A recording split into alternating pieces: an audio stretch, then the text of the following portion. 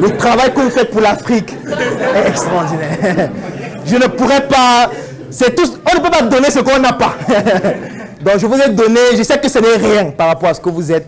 C'est ma modeste contribution par rapport à votre anniversaire. Si tu entends qu'il a deuil, tu vas au deuil.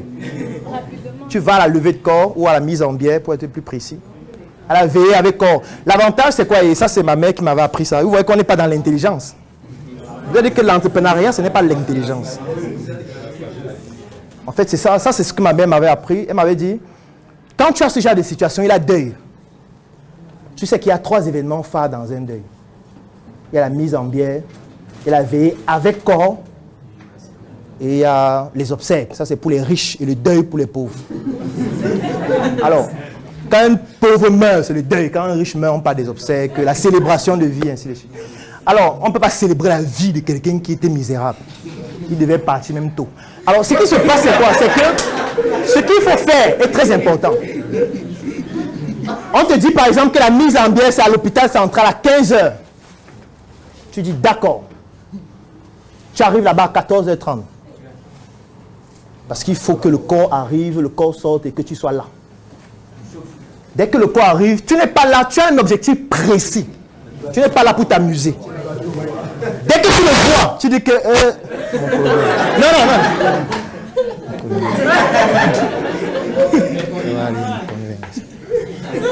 Dès que tu fais ça, tu rentres.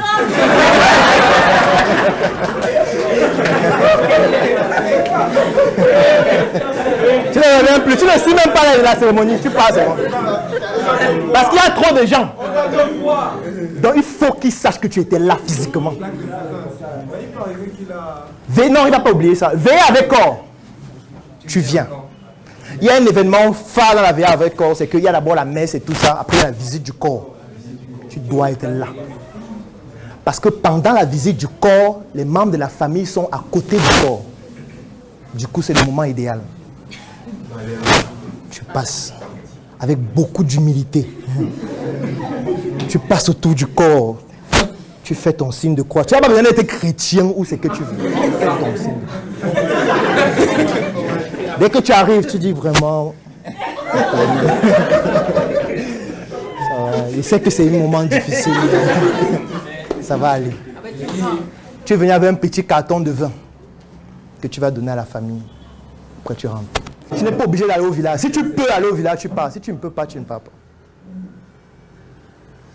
Tu dois le faire à chaque fois qu'il y a un événement heureux ou malheureux. Tous les événements heureux ou malheureux. Tu dois être là. Ce qui fait que tu dois rechercher l'actualité sur eux. S'ils ont une promotion au travail, il faut une bouteille de vin, il faut un présent.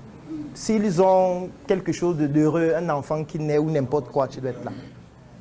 Donc vous voyez comment vous êtes venu à la messe entrepreneuriale. Vous avez rencontré quelqu'un qui a un ami qui est colonel, un oncle. Vous êtes entré en contact avec son oncle, vous avez entretenu la relation et désormais, quand vous avez la convocation, vous faites quoi? Comment mon colonel?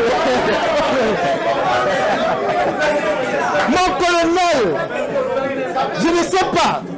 Le président de la République a demandé aux jeunes d'oser. J'ai osé. Donc j'ai eu tort d'oser. Donc j'ai eu tort de respecter les consignes du président de la République, mon colonel. Je ne sais pas ce qu'il faut faire, mais voilà la convocation, je ne sais pas. Je mets seulement entre tes mains, mon colonel. Il dit que non, laisse. Je vais régler ça.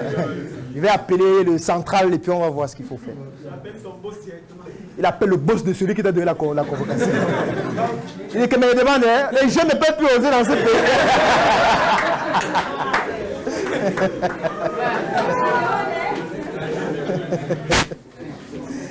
Vous riez, n'est-ce pas? Vous allez avoir une convocation dans quelques jours. Et ce sera moins amusant si vous n'avez pas préparé ça avant. Est-ce qu'on comprend mieux ce que je dis? En fait, pour tout événement qui pourrait se produire, c'est la même chose à faire. Parce que vous n'êtes pas indemne du fait qu'on vous convoque. Vous convoquer ne veut pas dire que vous êtes coupable, mais on peut vous convoquer juste pour avoir votre version des faits. Et sachez que celui qui fait qu'on vous convoque parfois veut qu'on vous intimide. Donc la manière de vous intimider, ça peut être de vous coffrer un moment pour vous mettre en sécurité. en cellule. Donc oui, tu veux réagir. Voilà, par rapport à ça, on a vécu une situation comme ça, c'est la raison pour laquelle j'ai dit ça. Il y avait une otage. Ah oui. S'il te plaît, tu parles à haute voix.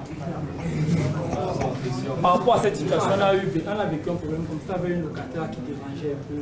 Elle avait ses relations au C. Donc on a voulu embarquer mon père comme ça. Donc quand les gendarmes sont arrivés, ils ont donné la convocation, on va laisser parler. On a payé directement l'homme qui a directement été ici. Donc on a laissé mon père. Mais ne parle pas ça parce que à Nouvelle, c'est parce qu'on a vécu une situation comme ça. Oui.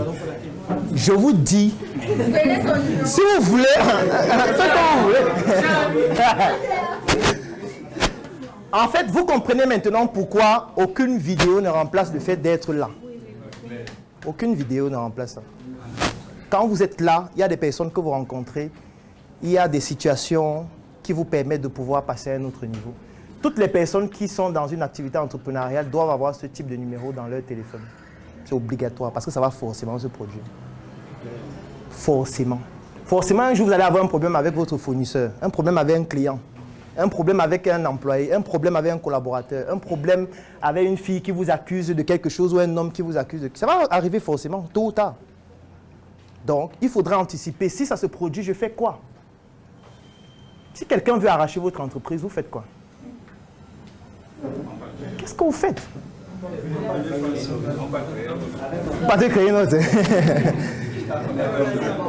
Donc, vous comprenez maintenant, lorsque je dis la réussite par les erreurs, c'est parce que chacune des erreurs, on les a listées, on les a identifiées, on a défini les actions qui permettent d'anticiper dessus, de telle sorte que quand ça survient, on sait déjà à l'avance comment on va s'y prendre pour passer au niveau supérieur et que cette erreur-là devienne, comme ce que j'ai dit avant, devienne tout simplement un point d'ancrage. Parce que si vous n'avez pas préparé ça avant, et vous vous dites que nous sommes dans un pays de droit, on doit respecter la loi. Moi, je sais ce qui va se passer. Ce qui va se passer, c'est que vous allez prendre la convocation, vous allez dire qu'ils veulent leur montrer que nous sommes dans un pays de droit. Vous arrivez là-bas. Oui, bonjour mon colonel. Oui, j'ai appris qu'on m'a convoqué ici. Oui, qu'est-ce qu'il y a? Je sais déjà ce qui va se passer. Allez, on va essayer d'enlever là-bas les chaussures, s'il vous plaît. Enlevez le t-shirt. Vous dites qu'on est dans quel quartier? La ceinture, s'il vous plaît, posez la ceinture là-bas. Ok, on appelle qui en cas de problème quand vous serez en cellule? Qui a déjà fait la cellule ici? Vous êtes nombreux, hein? Toi, tu as fait la cellule pourquoi? Tu étais le fournisseur de... Ah oui, et qu'est-ce qui s'est passé? D'accord. Fournisseur de drogue, tu n'as pas bien suivi. Toi, pourquoi tu étais en cellule? Hein? Bon, elle a peur. Oui. Moi, j'étais un producteur de poulet de chair. Producteur de poulet de chair, oui. On fabriquait les aliments. Oui, vous fabriquez les aliments.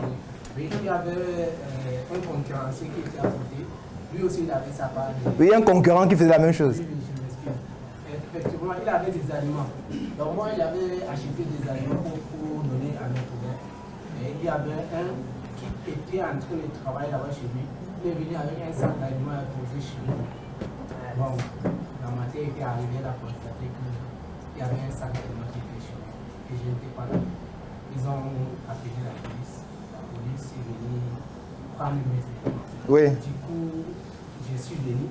Après, on m'a dit non, je ne dois pas aller là-bas. Il faut aller une fois comme ça. C'est de là-bas qu'on m'a dit une fois même là. Oui, on t'a mis en sécurité. Oui. On ne m'a même pas laissé appeler. Non, c'est pour sa sécurité. C'est pour ta sécurité, non? Tu vas appeler qui? Moi, j'étais encore étudiant en cette... Oui, attends, le micro s'il te plaît. J'ai ramené mes camarades, mes petits frères académiques, dans une exploitation. Le monsieur, c'était une connaissance. Il m'avait remis l'argent pour effectuer son travail. Bon, la première partie de l'argent, j'ai partagé aux gens qui étaient là. Il fallait donc continuer. J'avais un stage à faire au niveau 4. Je suis allé en stage. Il fallait privilégier le stage, hormis le crâne. Je suis arrivé, il ne m'a pas donné les 240 000 qui restaient. Et les étudiants du niveau Croix avaient aussi un stage et il fallait composer.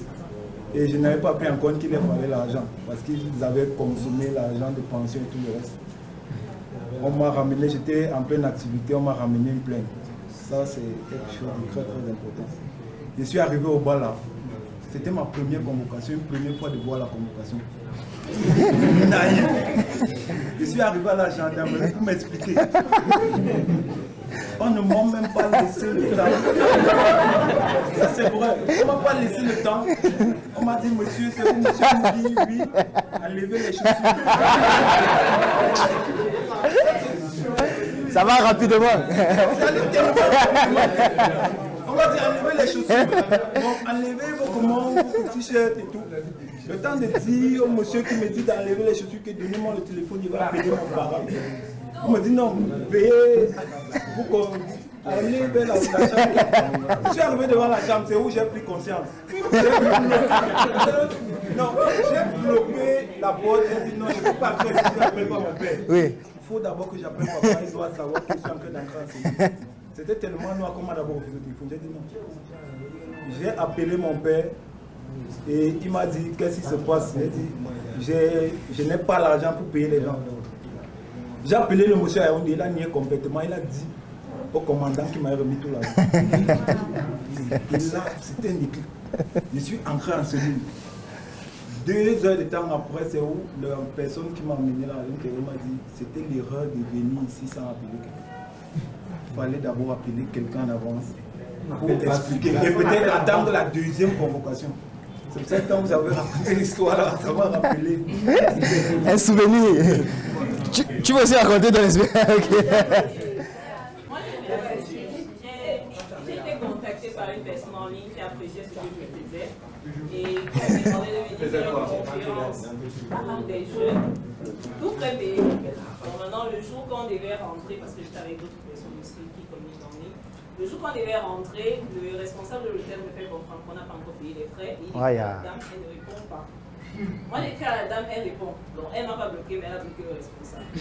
Finalement, elle me dit, elle arrive à l'hôtel. Ok, elle arrive à l'hôtel, on lui dit que bon, on nous a appelé, qu'on n'a pas encore payé, qu'est-ce qui se passe? Elle dit que non, c'est pas le monsieur qui nous a appelé, c'est la compta, nanani, nanana. Et comme moi, je suis restée en contact avec le directeur, finalement, elle est descendue. Le directeur m'écrit donc elle est descendue, mais elle ne dit rien d'intéressant. Mon bus décolle à 21h, je ne sais pas comment on va faire ici. Plus tard, je me rends compte qu'il a appelé le commissaire de l'un des commissariats de la ville, qui est arrivé à l'hôtel, qui a compris un peu des faits. Et après, il nous dit que bon, on va aller faire la déposition. On ne connaissait pas trop ce qui se passait.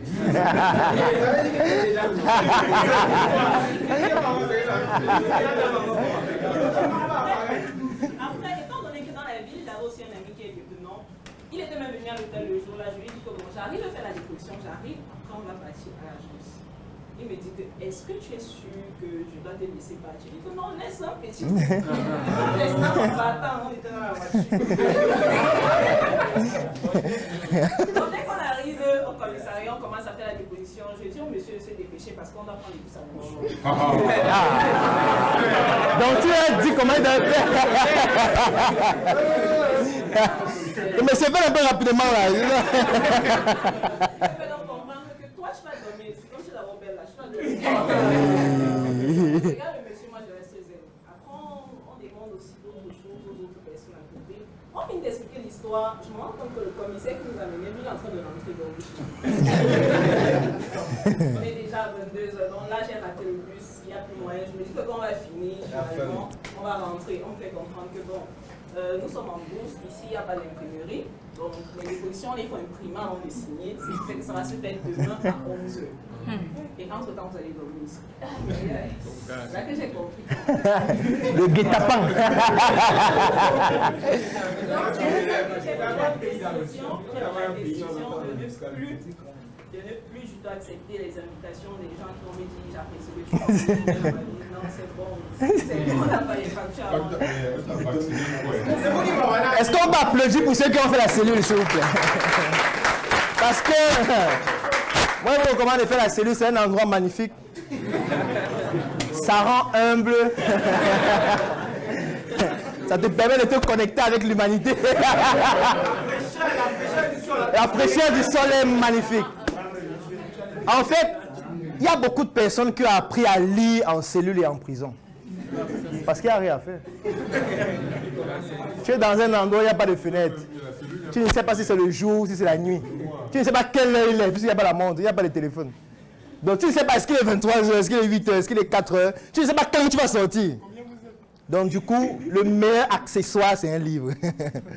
Tu lis, c'est vrai. Tu lis. Tu finis de lire, tu relis. Tu dis qu'apportez-moi les livres, s'il vous plaît. Il y a des gens qui ont écrit des livres en cellule. Bon, puisque je n'ai jamais eu le temps pour écrire. Comme j'ai tout le temps maintenant, je peux écrire. La mission est simple. Voici une arme capable de changer le mindset du continent africain. Détruire l'obésité de l'inconsistance intellectuelle dans laquelle se cache le coffret VIP. Il possède une arme contenant 200 heures de formation et 8 ans d'expérience entrepreneuriale. Recevez le pouvoir de devenir une meilleure version de vous-même. Armez-vous de cette clé pour une réussite entrepreneuriale.